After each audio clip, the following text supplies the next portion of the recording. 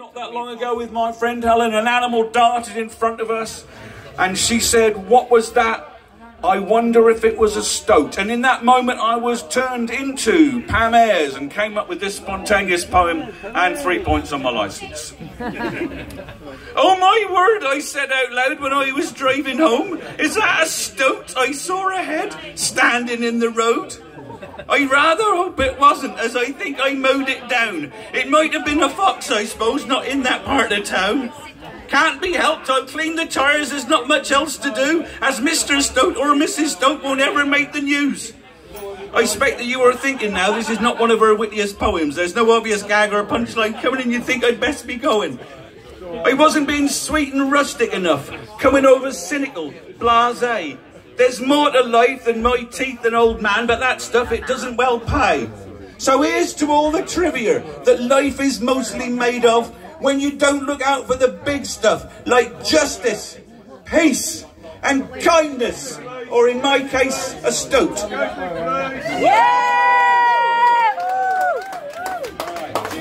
Okay, 2 more, and then I better let you get going. Right, okay. Rugby. Yeah. Anybody here a congenital? Yeah, you're all lies. Everybody's done it. Anyway, this is about the psychotherapy experience. I'm sure you'll recognise something in this. We always hurt the ones we love. They're closest to our truth. Primed and yet quite unprepared to be the one that soothes. Outcomes are worst in tantrums, rants and moody sulks. You just don't understand and I don't see results. Perhaps secure in all but love, unseen they make a scene. Achievements count for nothing when you're stuck at age 15. Every day's a Groundhog Day, relief or analgesic. A rictus grin, another gin, your pain's encyclopedic.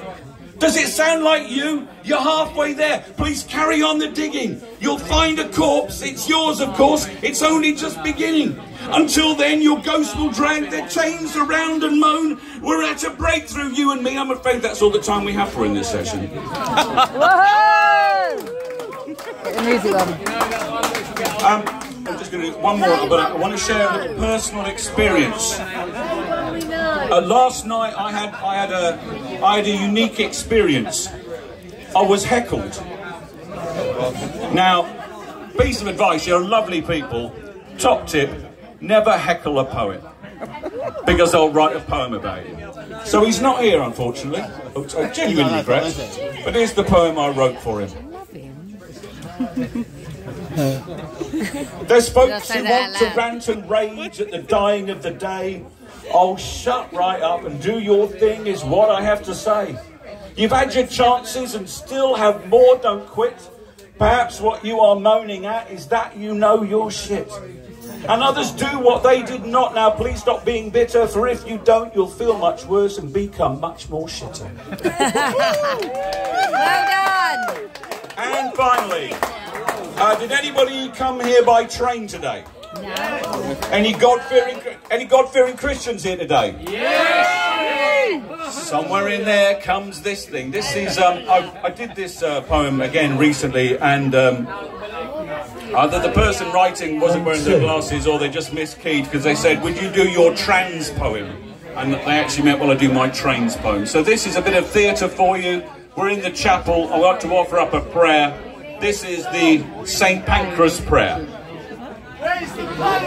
Let us begin with thoughts for Ashford and for Canterbury West, and for stations on the Dover branch, and for all the stops in between, especially plucky little Starry.